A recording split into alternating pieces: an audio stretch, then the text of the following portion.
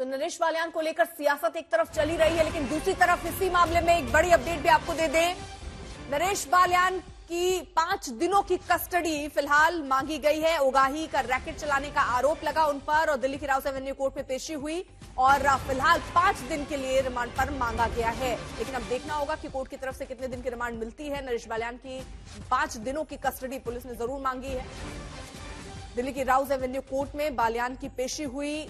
उगाही रैकेट जिसको लेकर अरविंद केजरीवाल ये कह रहे हैं कि वो खुद विक्टिम है, एफआईआर इससे पहले दर्ज करा चुके हैं और यहां पर बालियान की तरफ से तो ये भी कहा गया कि बहुत पुराना ये मामला है, जिसमें वो ये दावा कर रहे हैं कि कोर्ट की तरफ से भी कह दिया गया कि वो बेकसूर है।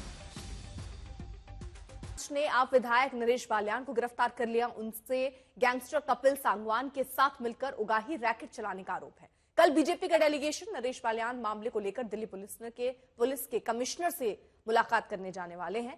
नरेश बालियान पर कई मामले हैं, सबूत पुलिस कमिश्नर को भी देने की कोशिश। पुलिस का कहना है कि ऑडियो क्लिप काफी वक्त से सोशल मीडिया पर है।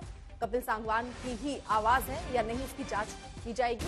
फिलहाल बालियान से आरके पुरम क्राइम ब्रांच के दफ्तर में पूछताछ हो रही है। आज कोर्ट में नरेश बालियान की पेशी होगी। Crime branch police custody remand की मांग कर सकती है।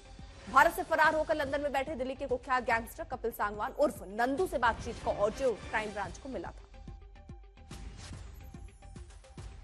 जैसा कि आपको मालूम है, वर्तमान मामले में कपिल सांगवान अलियास नंदू और आम आदमी पार्टी के एमएलए नरेश बालियान के बीच गठजोड़ का साक्ष्य, जो दोनों के बीच बातचीत का ऑडियो रिकॉर्डिंग है, पब्लिक डोमेन में उपलब्ध है।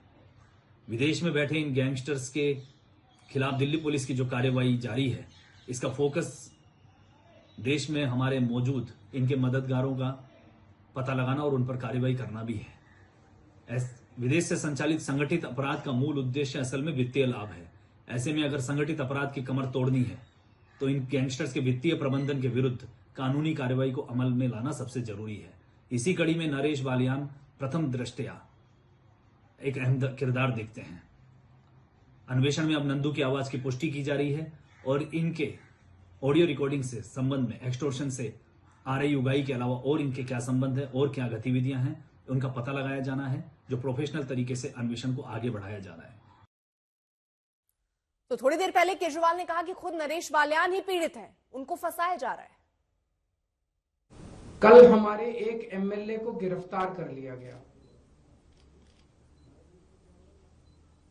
उस एमएलए का कसूर यह था कि वो एमएलए भी इस किस्म के गैंगस्टर्स का विक्टिम था। उसके पास भी फिरौती की और अलग अलग तरह से गैंगस्टर्स की कॉल्स आ रही थी।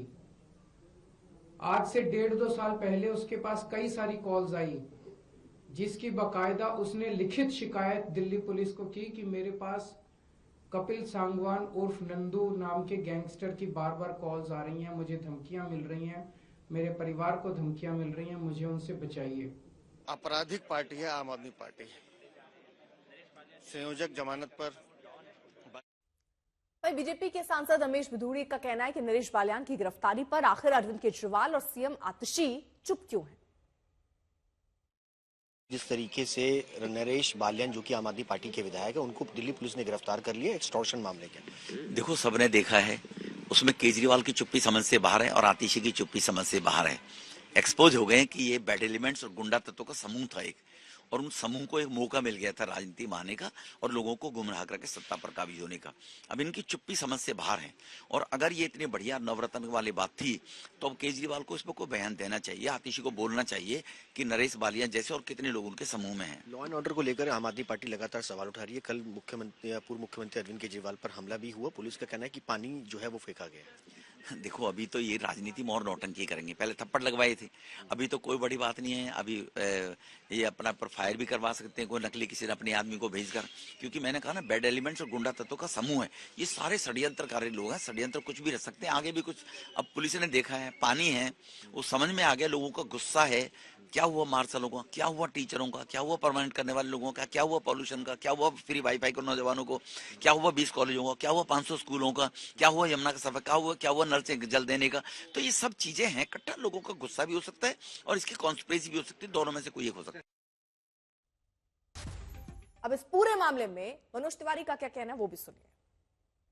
बीजेपी सांसद मनोज तिवारी हमारे साथ हैं। सर, नरेश बालियान आम आदमी पार्टी के विधायक को कल दिल्ली पुलिस ने गिरफ्तार कर लिया है।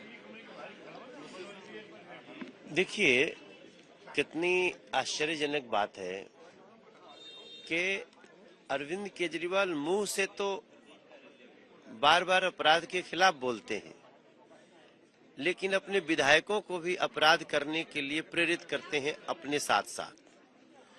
तो भी दिल्ली देख रही है, कल उनका एक विधायक जो नरेश बालियान नाम है, वो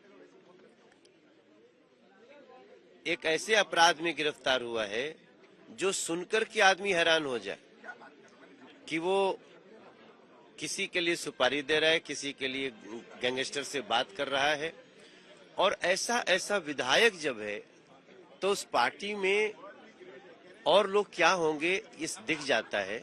मैं पहले भी कहता था, आज भी कह रहा हूं कि आम आदमी पार्टी के अंदर अपराधियों को उनका मनोबल बढ़ाने का काम हो रहा है अपराधियों का, और खुद विधायक और स्वयं अरविंद केजरीवाल तक अपराध में डूबे हुए।